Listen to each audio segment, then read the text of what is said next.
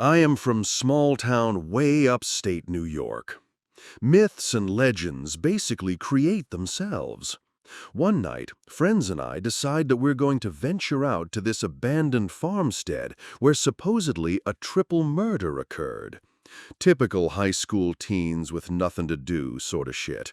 So we load up an SUV and track out. Place is wicked remote, nothing but the smell of cow shit and dirt, definitely no cell service. So we get there, place is super eerie. It's about 10:30 p.m., car headlights only thing illuminating the house and barn area. It's set away back off the road, so there are no streetlights to be seen.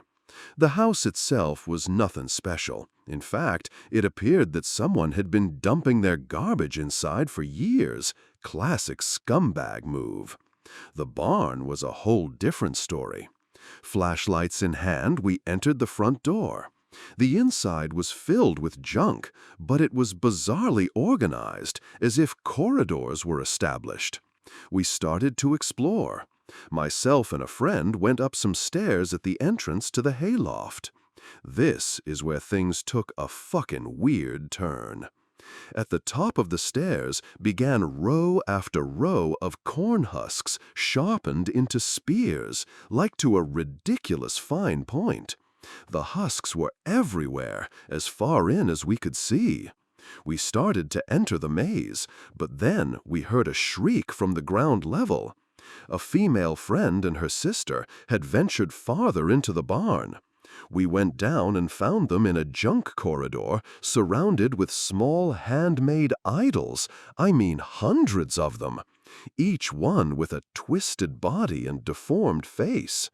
In a panic, they told us they heard someone else in the barn.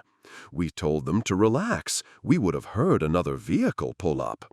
But as we made for the front door of the barn, we heard a noise from the back half. In the light of our headlights, we could clearly see a man standing in the back of the barn. He didn't move or speak to us, just stood watching. We bolted for our cars.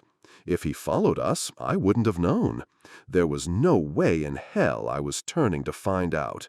Never been back.